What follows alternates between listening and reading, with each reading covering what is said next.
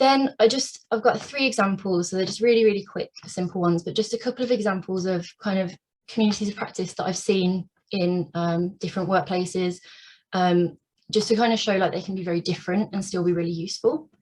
So in the first example, we had a group that it was updates on what people were working on. They'd often meet around a shared problem, and then they'd workshop it together. So it might be one team's problem, but they would share solutions and talk them through. And sometimes there were presentations by members of staff. So it might be kind of a demo where they say, you know, we did this project, here's how it went, or we tried this thing and this is what we learned.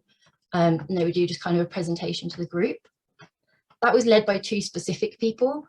So they had to kind of put together the agendas, bring everybody together. That worked in that instance, but often that means that you end up being forced down that avenue of having to then organise everything. So just be mindful of that. That was for all fundraising product development teams, and that was physical meetings every 6 weeks.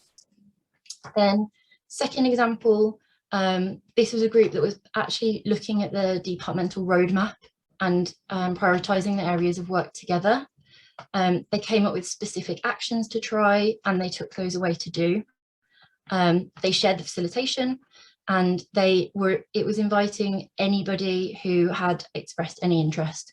So it was really broad, and those are monthly remote meetings. And then the final one, again, updates on what people were doing, but also developing best practice. So they needed to develop best practice, so they did that together, and also sharing kind of templates and ideas that they were creating.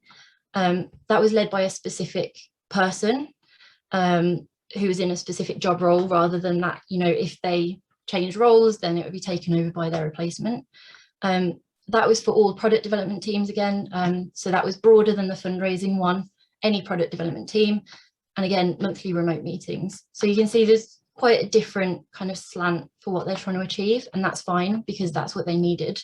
And if you put any of the communities of practice into a different organisation, it would stop doing what they needed it to, so it would no longer be fit for purpose.